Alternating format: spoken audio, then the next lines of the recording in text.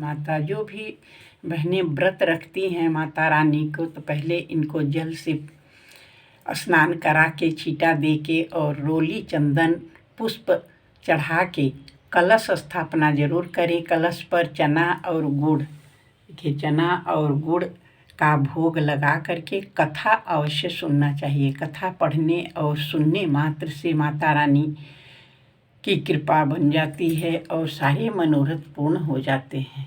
बोलिए संतोषी माता की जय। आज मैं कथा इसमें डाल रही हूँ।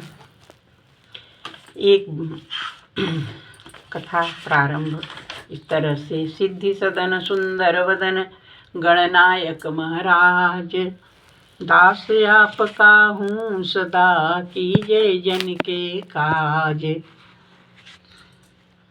जय शिव शंकर जय गंगाधर जय जय उमा भवानी।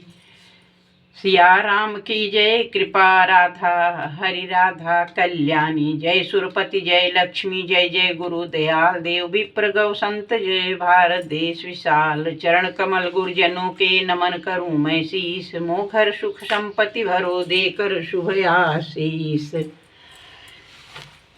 एक बुढ़िया थी और उसके 7 बेटे थे। 6 कमाने वाले, एक निकम्मा था। बुढ़िया माँ 6 को रसोई बनाती, भोजन कराती, पीछे जो कुछ बचते सो 7वें को देती, परंतु वो भोला भाला सीधा था, कुछ मन में विचार न करता। एक दिन वो अपनी बहू से बोला, देखी मेरी माता मुझ पर कितना प्रेम करती हैं। वो बोली, क्यों नहीं, जो सबका जूठा खिलाती हैं, मैं जब तक आंखों से न देखूं तब तक नहीं मान सकता। बहू ने कहा, देख लोगे तो मानोगे। कुछ दिन बाद त्योहार आया। घर में 7 प्रकार के भोजन और चूरमा के लड्डू बने। यह बात जांचने के लिए छोटा पुत्र सिर दुखने का बहाना कर पतला वस्त्र सिर तक ओढ़कर रसोई घर में सो रहा। कपड़े में से सब देखता रहा। 6 भाई भोजन करने आए। देखा माँ ने उनके लिए सुंदर सुंदर आसन बिछाए हैं, 7 प्रकार की रसोई परोसी है, आग्रह करके जिमाती हैं। वह सब देखता रहा। 6 भाई भोजन कर उठे। अब बुढ़िया माँ ने उनकी जूठी थालियों में से जूठे लड्डुओं के टुकड़े उठाए और मिलाकर एक लड्डू बनाया। जूठन साफ कर बुढ़िया माँ ने पुकारा, उठ बेटा, 6 भाई भोजन कर गए, अब तू ही बाकी है, उठ न, कब खाएगा। वह कहने लगा, माँ मुझे भोजन नहीं करना, मैं परदेश जा रहा हूँ। माता ने कहा, कल जाना हो तो आज ही जाओ। बोला, हाँ हाँ आज ही जा रहा हूँ। ये कहकर घर छोड़ दिया। चलते समय बहू की याद आई। वो गौशाले में कंडे थाप रही थी। वहां जाकर के बोला, हम जावे परदेश को, आवेंगे कछुकाल, तुम रहियो संतोष से, धर्म आपनो पाल। वो बोली, जाओ पिया आनंद से, हमरो सोच हटाए, राम भरोसे हम रहे, ईश्वर तुम्हें सहाय। देव निशानी आपनी देख धरूं मैं धीर, सुधिय मरी मत विसारियो, मन रखियो मन गंभीर। वह बोला, मेरे पास कुछ नहीं है, अंगूठी है सो ले, अपनी कुछ निशानी मुझे दे। वह बोली, मेरे पास क्या है, गोबर भरा हाथ है। यह कहकर उसके पीठ में गोबर के थाप मार दी और चल दिया। चलते चलते दूर देश पहुंचा। वहां एक साहूकार की दुकान था। वहां पर जाकर कहने लगा, भाई मुझे नौकरी पर रख लो। बोला, रह जा। लड़के ने पूछा, तनख्वाह क्या दोगे? साहूकार ने कहा, काम देखकर दाम मिलेगा। साहूकार की नौकरी मिली। वह सवेरे 7 बजे से 12 बजे रात तक नौकरी बजाने लगा, सारा काम करने लगा। बाद में सेठ उसे आधे मुनाफे का हिस्सेदार बना लिया। 12 वर्ष में वो नामी सेठ बन गया। इधर सास ससुर उसकी बहू को दुख देने लगे, सारी गृहस्थी का काम कराते, उसे लकड़ी लेने जंगल को भेजते। इस बीच में भूसी की रोटी और नारियल के खोपड़े में पानी रख दी जाती थी। इस तरह से दिन व्यतीत होने लगा। एक दिन वह लकड़ी लेने जा रही थी। रास्ते में स्त्रियां संतोषी माता का व्रत कर रही थी। वो कथा सुन पूछने लगी, बहनों ये तुम किस देवता का व्रत करती हो? इसको करने से क्या फल होता है? इस व्रत का विधान मुझसे समझा कर कहोगे तो मैं बड़ा उपकार मानूंगी। तब एक स्त्री बोली, सुनो, ये संतोषी माता का व्रत है, इसके करने से निर्धनता दरिद्रता का नाश होता है, लक्ष्मी घर में आती है, मन की चिंताओं का भार दूर हो जाता है, घर में सुख आने से मन में प्रसन्नता और शांति मिलती है, निपुत्री को पुत्र मिले, स्वामी बाहर गया हो शीघ्र आवे, कुंवारी कन्या को मनपसंद वर मिले, रात द्वार में बहुत समय से मुकदमा चलता हो तो निपट जावे, क्लेश की निवृत्ति हो, सुख शांति आवे, घर में धन जमा हो, पैसे जायदाद का लाभ हो, रोग दूर हो जावे और जो कुछ मनोकामना हो सब संतोषी माता की कृपा से पूरी हो जावे, इसमें संदेह नहीं। वह पूछने लगी, यह व्रत कैसे किया जाए, ये भी बताओ तो बड़ी कृपा होगी। स्त्री कहने लगी, 1.25 आने का गुड़ चना लेना, इच्छा हो तो 5.25 आने का, 1.25 रुपये का भी सहूलियत के अनुसार लेना, बिना परेशानी श्रद्धा प्रेम से जितना भी बन सके 1.25 लेना, 1.25 पैसे से 5.25 आना तक। इससे भी ज़्यादा शक्ति भक्ति के अनुसार प्रत्येक शुक्रवार को निराहार रह कथा सुनना, इस बीच में क्रम टूटे नहीं, लगातार नियम पालन करना। सुनने वाला कोई न मिले तो घी का दीपक जला उसको आगे रख, जल के पात्र को सामने रख, कथा कहना परंतु नियम न टूटे जब तक कार्य सिद्ध न हो जाए। नियम पालन करना, कार्य सिद्ध हो जाने पर व्रत का उद्यापन करना। 3 मास में माता फल पूरा करती हैं। इसमें यदि किसी के ग्रह खोटे हैं तो 3 वर्ष में अवश्य कार्य सिद्ध हो जाती है। फल सिद्ध हो जाने पर उद्यापन करना चाहिए, बीच में नहीं। उद्यापन में 2.5 सेर आटे का खाजा, मोयनदार पूड़ी, इसी प्रमाण से चना का साग। 8 लड़कों को इसमें भोजन कराना है। जहाँ तक मिले देवर जेठ भाई बंधु कुटुंब के लड़के लेना, न मिले तो रिश्तेदार पड़ोसियों के लड़के बुलाना, उन्हें भोजन करा यथाशक्ति दक्षिणा दे। माता का नियम पूरा करना, उस दिन घर में कोई खटाई न खावे। यह सुन बुढ़िया के लड़के की बहू चल दी, रास्ते में लकड़ी के बोझ को बेच दिया। उन पैसों से गुड़ चना लेकर माता की तैयारी की, आगे चली। सामने मंदिर देख पूछने लगी, ये किसका मंदिर है। सब कहने लगे संतोषी माता का मंदिर है। यह सुन मंदिर में जा माता के चरणों में लौटने लगी, दीन हो विनती करने लगी, माँ मैं निपट मूर्ख हूँ, अज्ञानी हूँ, माँ मैं व्रत नियम कुछ नहीं जानती, मेरा दुख दूर करो, मैं तेरी शरण में हूँ। माता को दया आई। एक शुक्रवार बीता कि दूसरे शुक्रवार को उसके पति का पत्र आया और तीसरे शुक्रवार को भेजा हुआ पैसा आया। यह देख जेठ जेठानी मुंह सिकोड़ने लगी, इतने दिनों के बाद पैसा आया, इसमें क्या बड़ाई है। लड़के ताने देने लगे, काकी के तो पत्र आने लगा, रुपया आने लगा, अब तो काकी की खातिर बढ़ेगी, अब तो काकी बुलाने से भी नहीं बोलेगी। वो बोली बेचारी सरलता से बोलती है, भैया कागज आवे रुपया आवे तो हम सबको ही अच्छा है। ऐसा कर करके आंखों में आंसू लिए माँ संतोषी माँ के मंदिर में जा रोने लगी। माँ मैंने पैसा कब मांगा, मुझे पैसे से क्या काम है, मैं तो अपने पति के सेवा मांगती हूँ।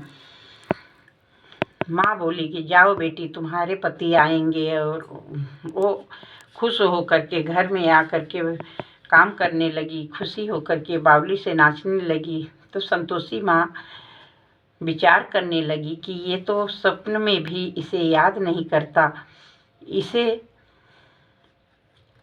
इसको याद दिलाने के लिए मुझे जाना होगा।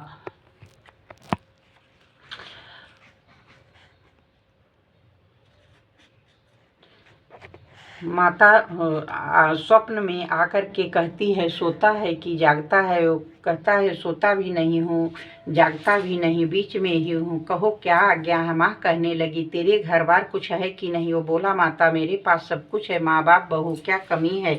बोले, पुत्र तेरी घरवाली घोर कष्ट उठा रही है, तेरी माँ बाप उसे त्रास दे रहे हैं, वह तेरे लिए तरस रहे, तू उसकी सुधि ले। वह बोला, हाँ माता जी यह तो मुझे मालूम है, परंतु जाऊं कैसे, परदेश की बात है, लेन देन का कोई हिसाब नहीं नजर आता, कैसे चला जाऊं। संतोषी माता का नाम लेकर के घी का दीपक जला, दंडवत कर दुकान पर बैठते, देखते देखते लेन देन चुक जाएगा, जमा का माल बिक जाएगा, सांझ होते धन का भारी ढेर लग जाएगा। अब तो वह सवेरे बहुत जल्द उठकर भाई बंधुओं से सपने की बात कही।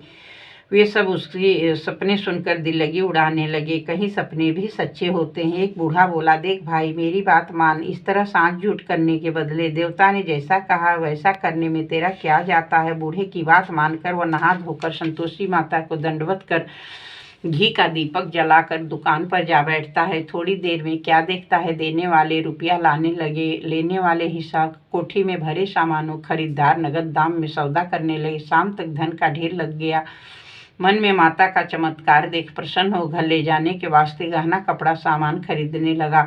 यहाँ के काम से तुरंत निपट कर घर को रवाना हुआ। वहाँ बेचारी बहू जंगल में लकड़ी लेने जाती। लौटते वक्त माता जी के मंदिर में विश्राम लेती है। वह उसका रोज रुकने का स्थान जो ठहरा। दूर धूल उड़ती देख माता जी से पूछती है, माता ये कैसी धूल उड़ रही है? माँ कहती है, पुत्री तेरा पति आ रहा है, अब तू ऐसा कर, लकड़ियों के 3 बोझ बना, एक नदी के किनारे रख, दूसरा मेरे मंदिर और तीसरा अपने सिर पर रख।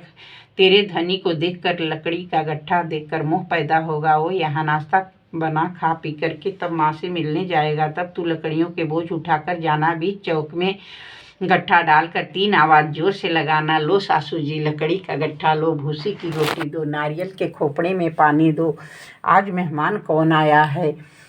तो ऐसा ये सुन करके वो खुशी होकर बावली से नाचने लगी और जा कर के लकड़ियों का गट्ठा ले आई। एक नदी के किनारे रखी और दूसरा माँ के मंदिर पर और तीसरा अपने सिर पर रख करके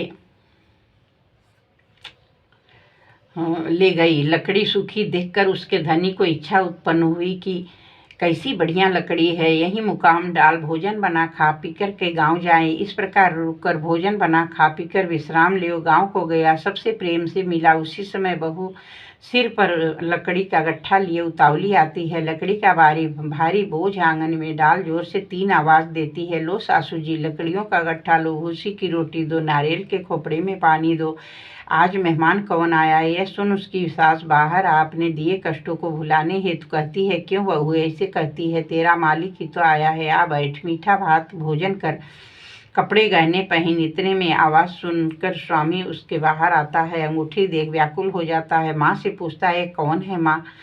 माँ कहती है, बेटा ये तेरी बहू है, आज 12 वर्ष बीत गए जब से तू गया है, सारे गांव में जानवर की तरह भटकती फिरती है, अब तुम्हें देख करके भूसी की रोटी और नारियल के खोपड़े में पानी मांग रही है। अब घर का काम कुछ करती नहीं, 4 समय आके खा जाती है। वो लज्जित हो बोला, ठीक है माँ, मैंने इसे भी देखा और तुम्हें भी देखा, अब दूसरे घर की ताली दो, मैं उसमें रहूँगा। वह ताली का गुच्छा माँ पटक दिया और वो तीसरी मंजिल पर जाकर के सामान सारा जमाया। एक दिन में महल के जैसे ठाट बाट बन गया। अब क्या सुख भोगने लगी। इतने में अगला शुक्रवार आया। उसने अपने पति से कहा, मुझे संतोषी माता को उद्यापन करना है। धनी बोला, बहुत अच्छा, खुशी से कर ले। वो तैयारी करने लगी। जेठ के लड़कों को भोजन के लिए कहने गई। उसने मंजूर किया, परंतु जेठानी 1-2 बातें सुनाई और हाँ कर दिया। बच्चों को सिखाती है, देख रहे उसकी उद्यापन पूरा न हो, तुम लोग खटाई जरूर मांगना।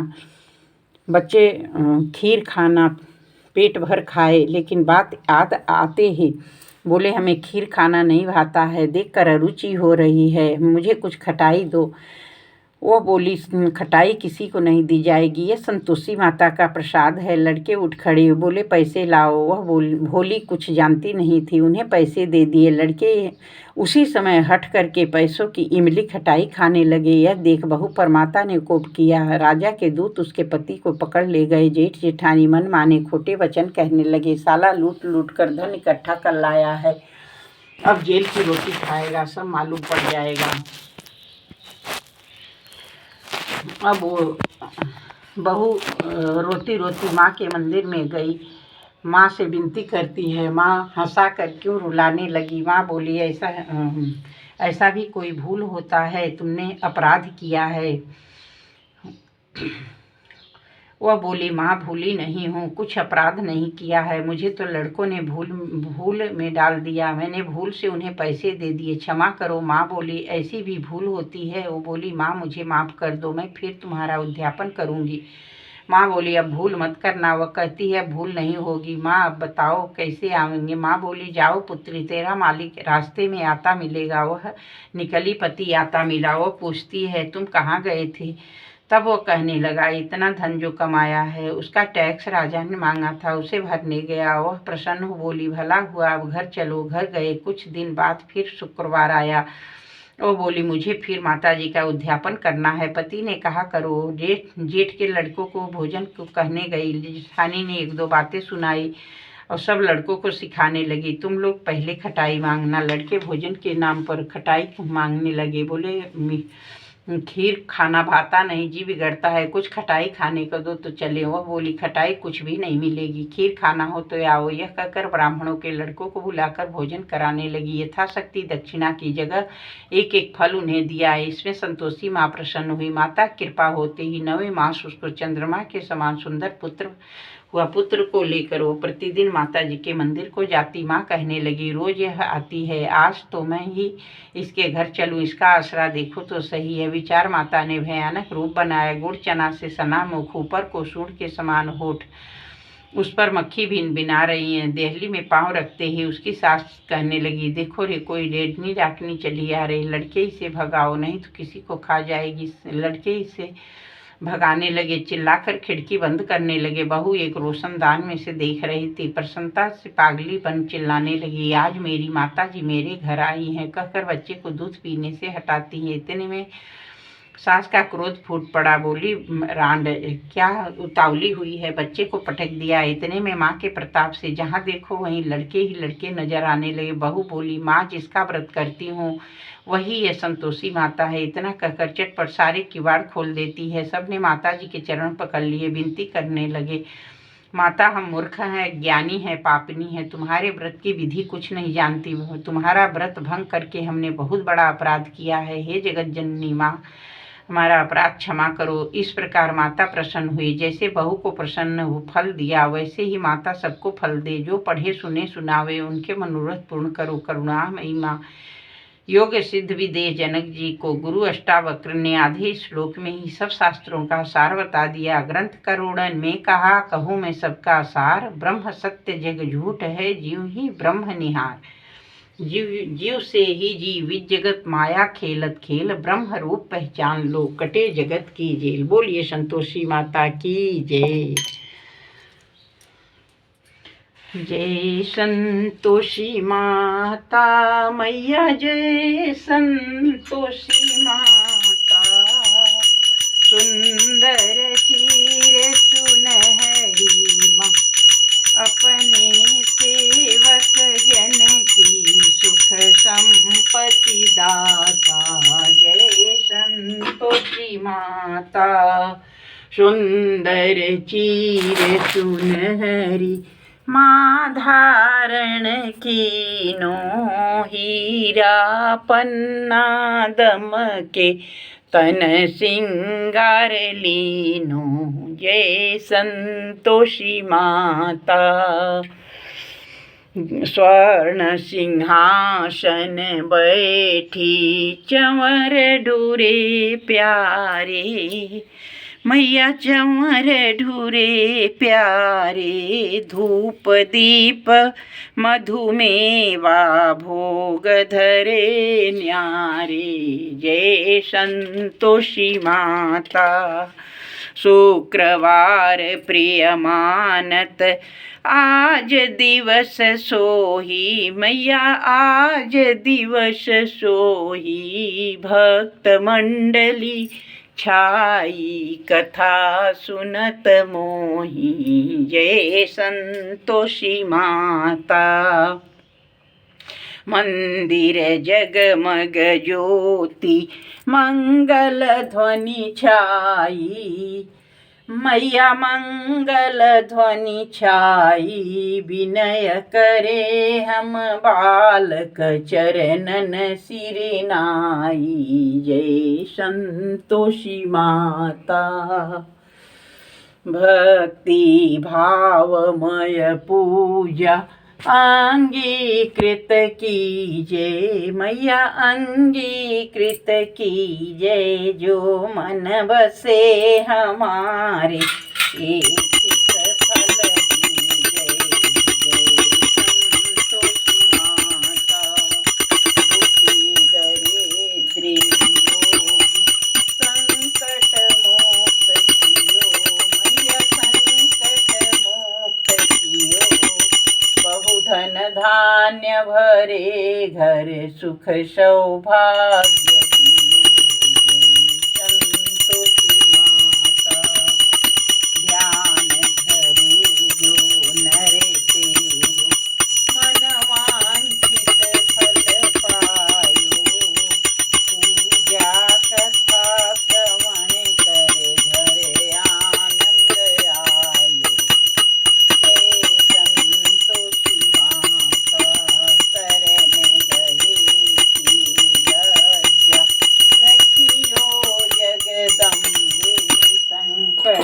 तुही निवारे, दयामयी मायम्बे जय संतोषी माता। संतोषी माँ की आरती जो कोई नर गावे, मैया प्रेम सहित गावे। कभी मुकुंद घर ताके, सुख संपत्ति आवे। जय संतोषी माता, ओम जय संतोषी माता। मैया जय संतोषी माता, अपने सेवक जन के सुख संपत्ति दाता। जय संतोषी माता। बोलो संतोषी माता की जय।